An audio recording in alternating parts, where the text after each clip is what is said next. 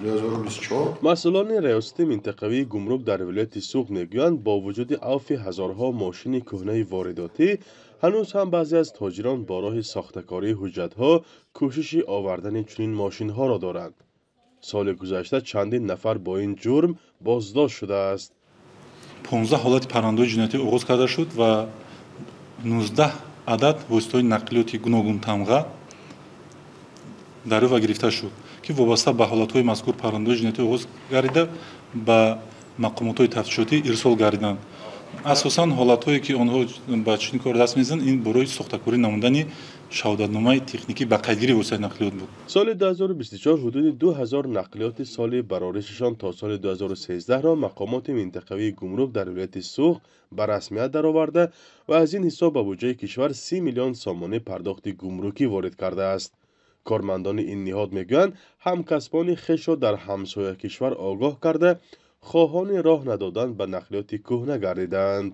ما O'zbekiston qat'iy hamkorlik میکنیم به واسطه ما کانال داریم علاقه تلگرام به واسطه تلگرام به واسطه خدمات دیگه علاقه هستیم و هم برای پیشکی آگاه کرده که مثلا برای پیشگیری همین ولایت‌ها در سرحد قزاقستان واسطه بازداشت کرده میشه از اون قزاقستان پیشگیری میشه دارن رانندگی میکنن که این واسطه ازبکستان اومده همونجا نیستاد بکو تفاوت در این خاطر ما جانب بسیار این مسئله با همکاری میکنیم این ولایت‌ها آزاد نیست.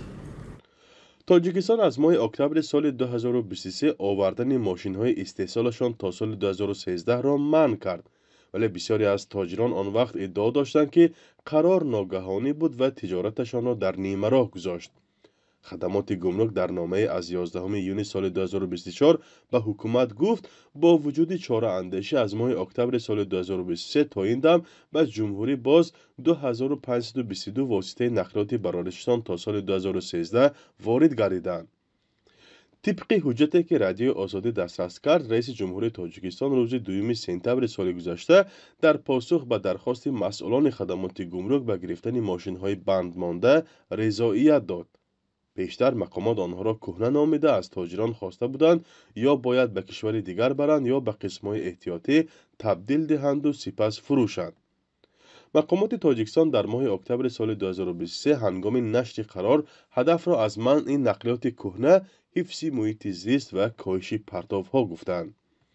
ماشین‌های استحصالشان تا سال 2013 در مقایسه با ماشین‌های نو ارزان و برای قشر میانه در تاجیکستان دسترسند.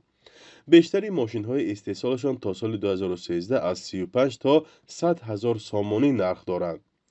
نقلیاتی که بعد از سال 2014 استحصال شدند از 150 هزار سامانی بالا هستند.